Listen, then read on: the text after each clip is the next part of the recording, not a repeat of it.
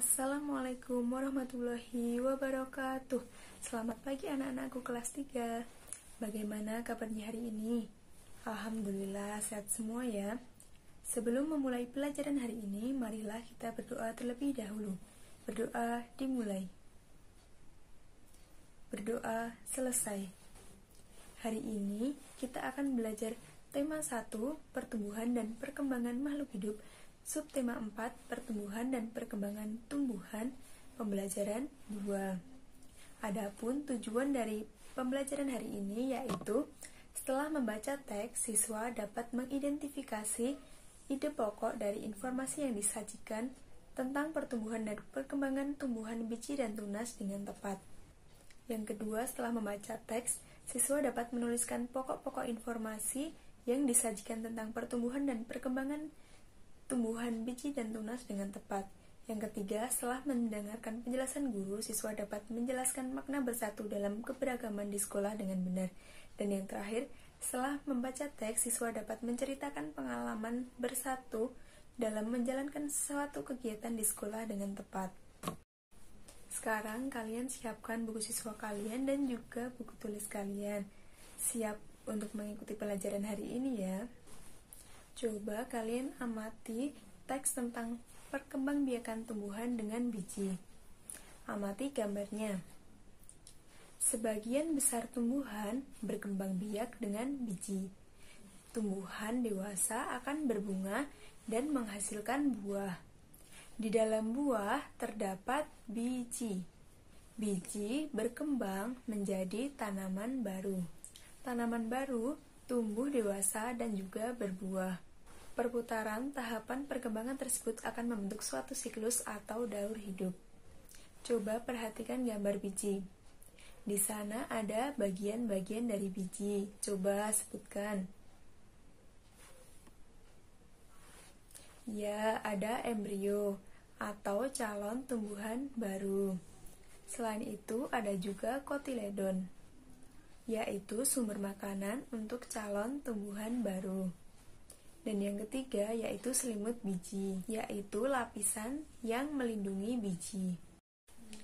Coba siapa yang tahu itu gambar apa? Iya, benar sekali, itu adalah gambar semangka. Coba ada yang tahu bagaimana daur hidup dari tumbuhan semangka?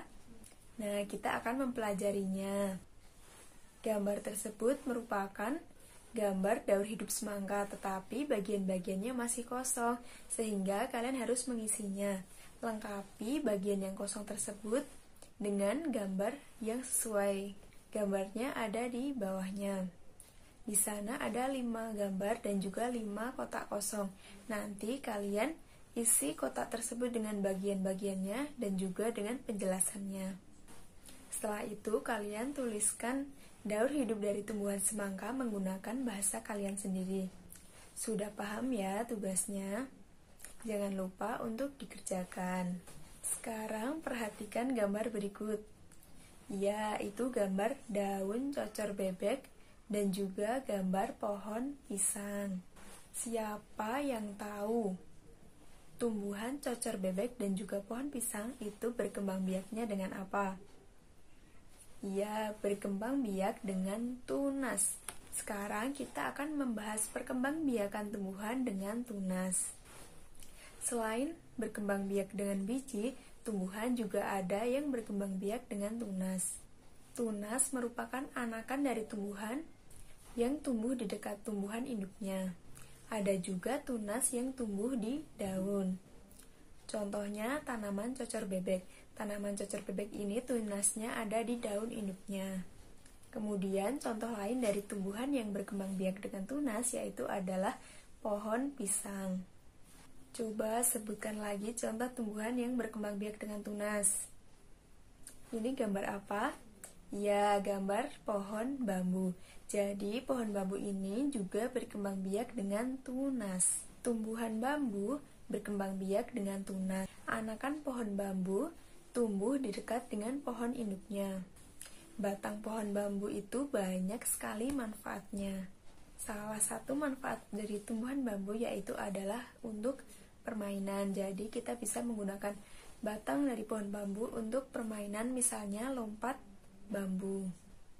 Salah satu hal yang harus diperhatikan dalam permainan yaitu adalah adanya kerja sama.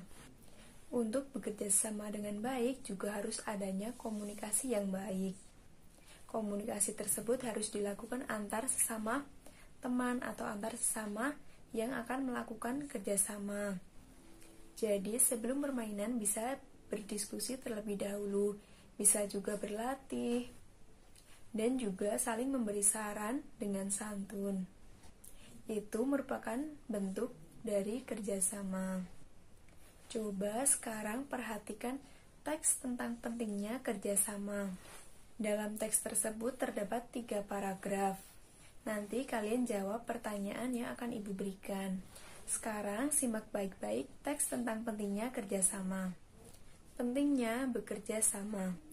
Bermain lompat bambu memerlukan kerjasama yang baik antar sesama pemegang bambu dan juga pemainnya. Jika tidak ada kerjasama, maka akan membahayakan pemain dan juga pemegang bambu. Tangan pemegang bambu bisa terjepit bambu jika tidak bisa bekerja sama dengan baik. Kaki yang melompati pemain akan tersangkut dan terjepit bambu jika tidak ada kerjasama dengan baik. Selain kerjasama, konsentrasi pemain juga sangat penting saat bermain lompat bambu. Jika tidak berkonsentrasi, maka akan membahayakan seluruh pemainnya. Jadi bekerja sama itu sangat penting dilakukan ya. Jadi jika kalian bekerja dalam suatu tim atau suatu kelompok, maka kalian tidak boleh egois dan juga harus bekerja sama antar satu dengan yang lainnya agar terjadi komunikasi dan juga kerja sama yang baik dan akan mencapai tujuan yang diharapkan.